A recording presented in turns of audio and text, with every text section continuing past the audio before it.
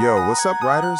Welcome back to Z Autos, the spot where we break down bikes that actually matter to real-world riders.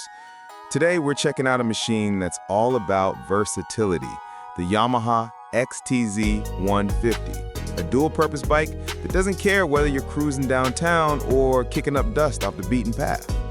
Now, right off the bat, this thing looks tough. It's got that adventure trail vibe going on. Kind of rugged, kind of urban, like it's just waiting for you to take a wrong turn and make it an adventure. The body lines are sharp, the front end's got that mean stance, and you can grab it in black, blue, or white, depending on how flashy you want to roll. Hop on, and the seat's real comfy. Wide, soft, and easy on your back, even after hours of riding. Plus, your passenger's not going to be complaining either. Yamaha clearly thought about those long weekend runs when they built this thing. You get a clean digital analog dash up front. Speed, RPM, fuel, all your basics right there. Simple, but does the job. Under the hood, or should I say under the tank, there's a 149cc single-cylinder, air-cooled, fuel-injected motor pushing around 12.3 horses and 13.1 Nm of torque. Yeah, it's not a rocket, but for what it's meant to do, it's solid. That fuel injection setup keeps things smooth and sips gas like a champ. Perfect if you're riding every day or hitting longer trips without wanting to stop for fuel every few miles.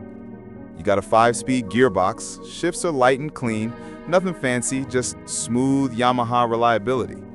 Now, suspension. This is where it earns its dual-purpose badge. Up front, you get a telescoping fork with 180 millimeters travel and a monocross rear with 160. Translation, it'll soak up potholes, bumps, and dirt trails without shaking your bones. Seriously, it's one of those bikes that can go from city streets to a gravel road without you having to change a thing. Braking's handled by a disc at the front and a drum at the back, which is kinda old school, but it still gets the job done. Some older versions even had discs front and rear with ABS, but this setup still feels balanced. Wheels are 19 inches up front and 17 at the rear, both rocking chunky tube-type tires. They grip pretty well, even when things get sketchy off-road. Now, let's talk about size. The XTZ150 sits tall with a seat height around 835 millimeters, which means shorter riders might have to tippy-toe a little, but that's part of its off-road DNA.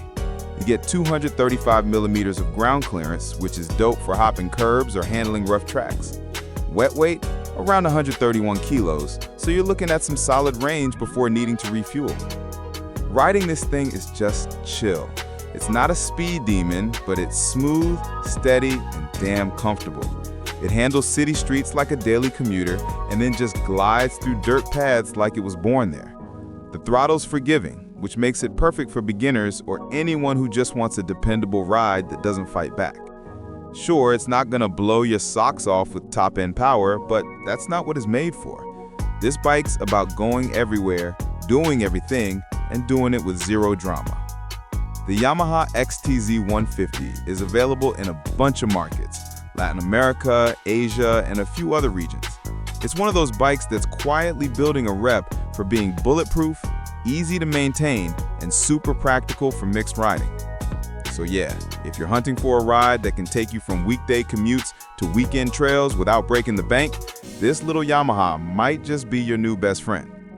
Alright fam, that's it for today's breakdown. If you dug this review, hit that like button, drop a comment about what you want to see next, and don't forget to subscribe to Z Autos, where we talk bikes, not hype. Catch you in the next one. Ride safe and keep the throttle steady.